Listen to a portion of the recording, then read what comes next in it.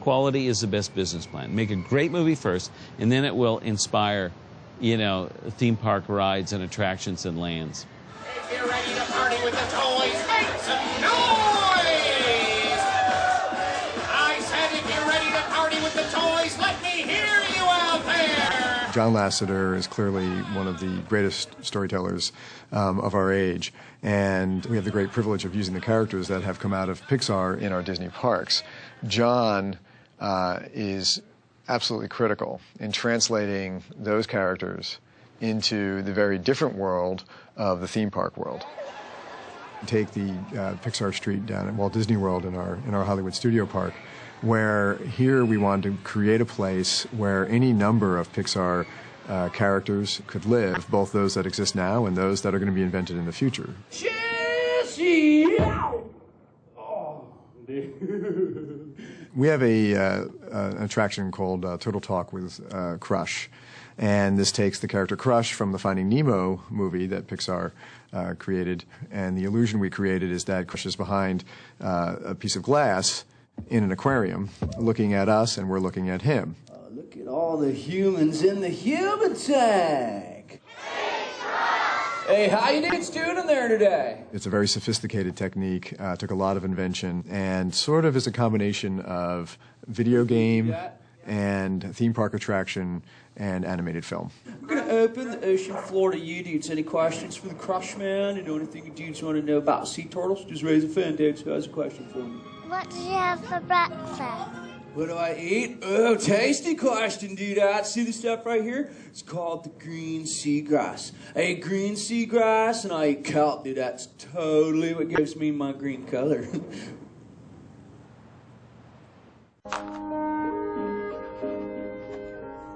I would draw all the time, and I loved cartoons. My parents couldn't get me out of bed to go to school. But come, you know, Saturday morning when the cartoons were on, I'd be up at the crack of dawn to watch cartoons as long as they were on. And when I told that to my mom, I want to make cartoons, I want to work for Walt Disney one day. She said, that is a great goal to have. And they were very, very supportive. Which, when I went to college, I went to the California Institute of the Arts, and it was the first year of the character animation program, and I had all these great Disney artists that were pulled out of retirement to be my teachers. It was a really amazing, special place in time I was. And the creativity was just rampant within our little group because of the teachers, which were these amazing artists that had worked with Walt Disney and created all these great films, but also the fellow students. My fellow students were Brad Bird, John Musker, who did, you know, Little Mermaid and Aladdin. It kind of goes on and on. Okay, everybody, wake up, wake up. Come on, everybody, wake up. Some of us working at Disney would go down to see the Cal Art shows. They would show all the films the students had done that year. And John's, that film Nightmare, I was just blown away by that. Nightmare is about a little kid. In some ways, the pre-genesis of Monsters Incorporated, where a little kid is trying to sleep and the things in his room are turning into monsters, and all the sort of warmth and charm that are in the Pixar films was there in his student film, even though it's just, 3 minutes long. Those films received back-to-back Student Academy Awards, absolutely unprecedented, propelling John Lasseter into the animation spotlight. This is your second year winning. Yeah. Is there a knack to making an award-winning short film for a contest, or is this the real world? Could this film make it commercially? Oh, I think it can make it commercially, because I think the knack that you're talking about is basically entertainment. I think that's what people pay money to go see, a film that's entertaining. While I was at Cal Arts, I was able to get a summer job at Disneyland. I worked there for 2 summers. I was able to get and become a ride operator on the Jungle Cruise. Now, what's so great about being a ride operator on the Jungle Cruise is you are a part of the ride, because you're the guide, and the script that they have you memorize has the worst jokes ever written, but they're purposely bad. Oh, hey, here they are. These are the explorers that were lost. They're members of the famous Hontus tribe. And, of course, the rhino is trying to poke Hontus. I actually grew up very shy. I was kind of the youngest of my family, and always would be the kid who was hiding behind my mom's legs when I was little. And it was the being a skipper on the Jungle Cruise that really brought me out of my shell, and I just loved it. And it also taught me comic timing. And this is such an important part of me, of who I am, the Jungle Cruise.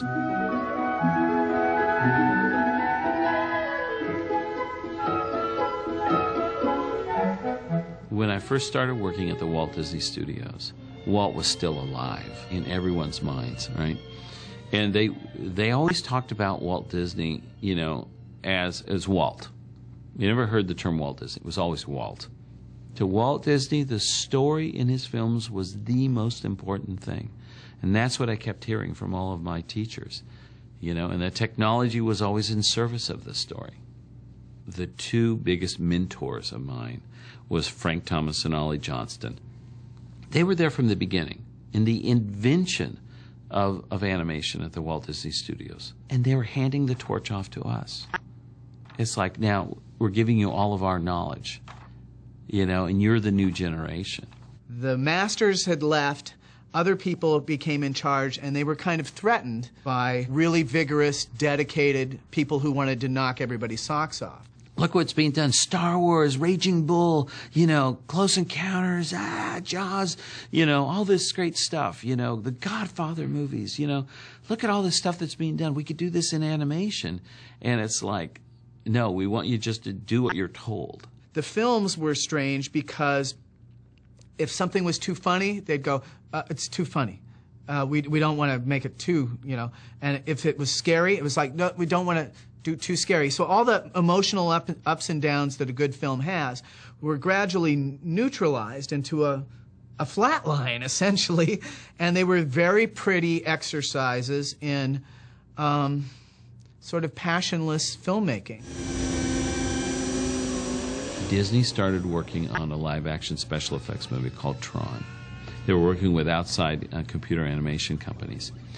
And when I saw this, I was blown away. Not by what I was seeing, but the potential I saw in it. The people who were kind of running the studio at the time were not interested in it. And I was like, wait a minute. It's so obvious to me that this was like the future.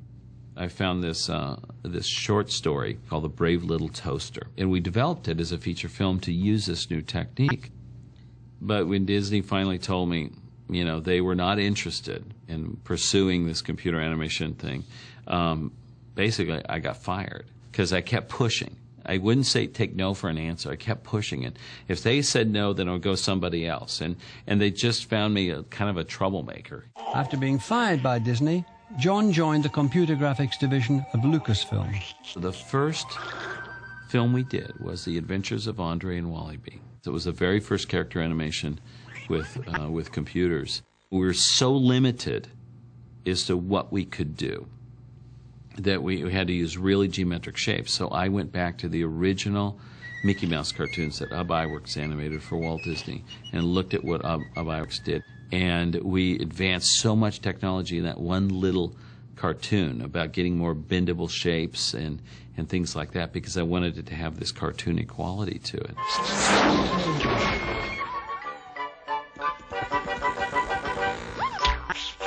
When I went back down to Disney and showed them what we were doing, and it was like, it still was not interesting to them at the time, but it was. But I was just so excited, and I knew I had found what I was meant to do.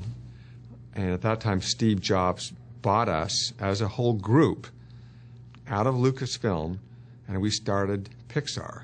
We were trying to figure out a name for the group, and so we just chose the name of our computer, the Pixar image computer. So it's a combination of the words pixel and art.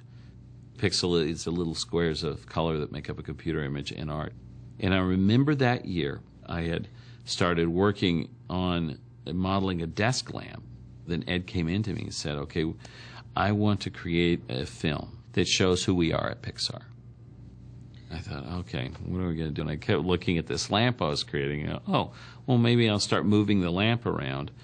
And then one of my colleagues at Pixar had just had a baby boy and brought him to work one day. And I was noticing how the scale of of a child is so different than an adult. Their heads are much bigger, their arms are shorter, and there's something that's what makes them so cute. I then went back to this lamp I was looking at and go, I wonder what a baby lamp would look like. And I just made this really cute, like, baby lamp, right? And then I started moving around, and that's where I started developing a story.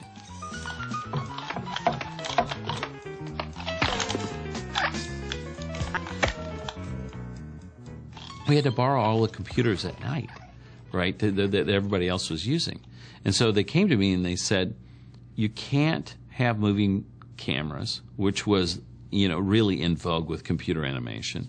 I mean, it's like the Steadicam shots in animation. It's why I love this. No, you got to lock it down. I said, oh, and you can't have a background. What do you mean I can't have a background? So at least I got a floor, right, and it fades off into black. But what's interesting is those two limitations did something for that film. It made everybody focus on the characters. So when Lutzow Jr. premiered, it blew everybody away. It got us a huge standing ovation, only a minute and a half long.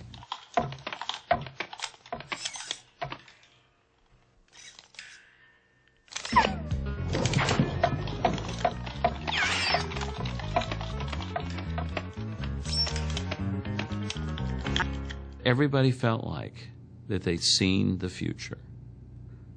And it was because for the very first time computer animation was entertaining an audience because of the story and the characters, not because of the mere fact it was created by a computer.